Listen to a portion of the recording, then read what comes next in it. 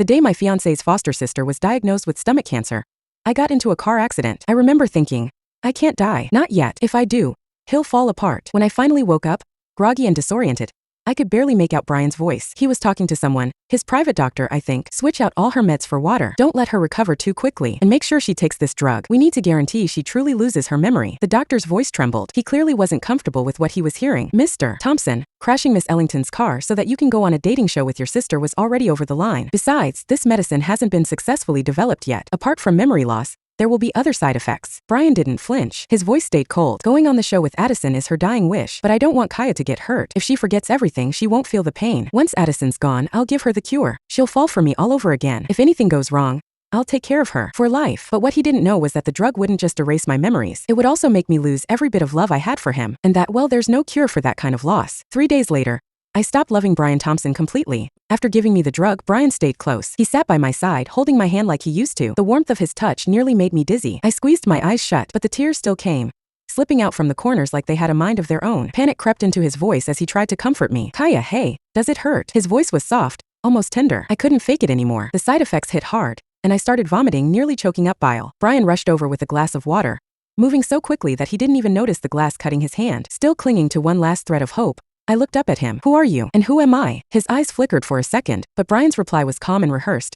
Kaya, you're my sister's assistant and my friend. You were in a car accident. You lost your memory. I'm here to take care of you. I laughed bitterly, pushing him away with a wave of my hand. Under his confused gaze, I said, thanks, I can take care of myself. 4 years as his girlfriend, 2 years engaged. We were supposed to be getting married, yet all I got was the label of friend. How ironic. That stung more than anything. Brian stood awkward as hell, trying to figure out what to say. I'd never pushed him away before, and now the space I put between us made him visibly uncomfortable. He opened his mouth, maybe to explain or lie again, but a bright, chirpy voice filled the room before he could say anything. Brian, I missed you so much, and it's only been an hour. A girl came bouncing in like a puppy off its leash, straight into his arms. He caught her automatically, one arm wrapped around her waist, the other rested gently on her head. Clinging to him like a koala, she turned and smiled at me. Brian, shouldn't you introduce us if she lost her memory? He ruffled her hair like she was made of glass. Kaya, this is my sister Addison. Addison pouted. She protested.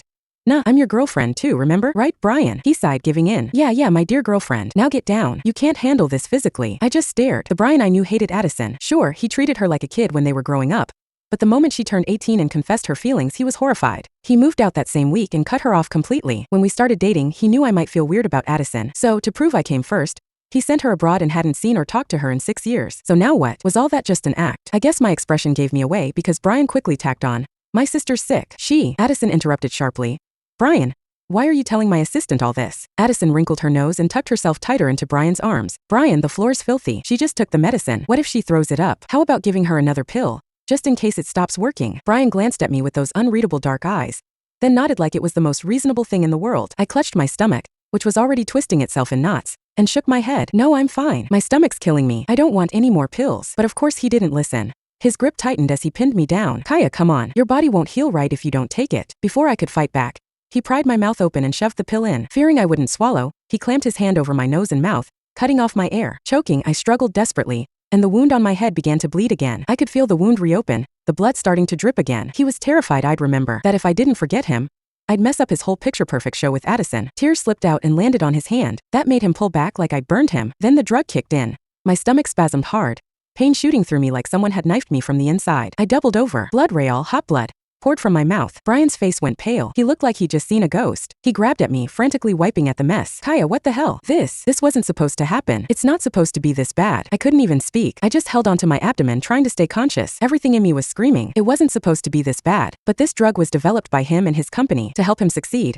I secretly became their test subject, taking the drug many times, forgetting him over and over, and then forcing myself to fall in love with him again. And each time, I somehow fell for him all over again. But because I took it too many times, the side effects grew worse with each dose. And this one felt like it was ripping me apart. My body gave out. I slipped off the bed and hit the floor, too weak to move. Brian knelt beside me, hands trembling as he tried to clean up the blood. It only made the mess worse. Where's the doctor? Get the damn doctor in here now, he yelled. Addison tugged at his arm, annoyed. Brian, seriously? She's just an assistant. I pay her enough to buy 10 lives. Once she sleeps it off, she'll forget everything and she won't feel a thing. And I heard there's a pool scene on the show. Come help me pick out a swimsuit. Brian hesitated. For a moment he looked torn. Then his hand slipped from mine. His voice was quiet, almost detached. Kaya, once you sleep and forget, everything will go back to normal. And just like that, he let me go. I stayed there, crumpled on the floor, barely holding myself up. I didn't even look at them, didn't want to see their faces, just listened to their footsteps fading down the hall. Then the tears came, big ugly shaking sobs. But Brian, I'd taken so much of that drug.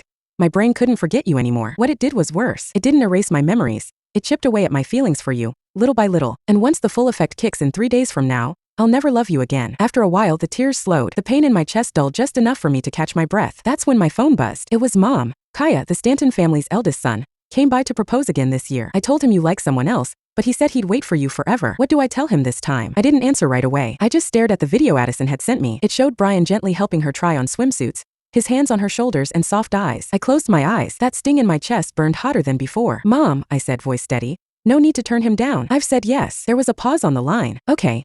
I'll tell him you're getting married. Wait, what? You agreed? Did I hear that right? I thought you liked that Thompson guy. Why the sudden change? I cut off her nagging. I'll explain later. I'll be back in 3 days for the wedding, because 3 days from now I wouldn't love Brian. Not anymore. Even before my wounds healed, Brian had his people come collect me. They dragged me to the reality dating show filming set like I was just another prop. There he was with Addison, dressed in matching light outfits, clinging to each other like honeymooners. He shoved a camera into my hands without even looking me in the eye. Kaya, you're the best photographer. Make sure you get good shots of me and Addison. Real close. I took the camera without really thinking. Brian inspired me to take up photography to capture our happiest, most authentic moments. But now, he just expected me to film his sweet moments with someone else. On set, couples shared why they'd fallen for the female guest. Brian didn't make a big speech. Instead, he pulled out little things. Addison's baby tooth, strands of hair she'd lost, a pink hairpin. Gasps and squeals erupted from the audience. That's so sweet. I'm melting. This is what love looks like. Addison blushed, but Brian, he stared at her with a tangled and complex look that sent a chill right through me. Right then, I understood his feelings for her. This forbidden thing wasn't as hateful as he'd made me believe. It wasn't nearly as disgusting as he said. Those little keepsakes were proof. I held back tears and pressed the shutter, watching the evidence of our love disappear, photo by photo, replaced by their intimacy. Meanwhile, giant LED screens on every skyscraper lit up with huge letters. Brian Thompson loves Addison Green. The crowd went wild. Wow, is this the CEO's love story? They're basically serving us their dog food. Oh my God. This usually low-key entrepreneur is going public for the one he loves? I'm jealous. Some raved about the perfect match, the handsome man, the stunning woman, but others whispered, I know Mr. Thompson. Didn't he have a fiancé? Or am I imagining things? The room fell silent for a beat. Addison fired back. What nonsense. Brian doesn't have a fiancé. He's always liked me. Brian's face darkened.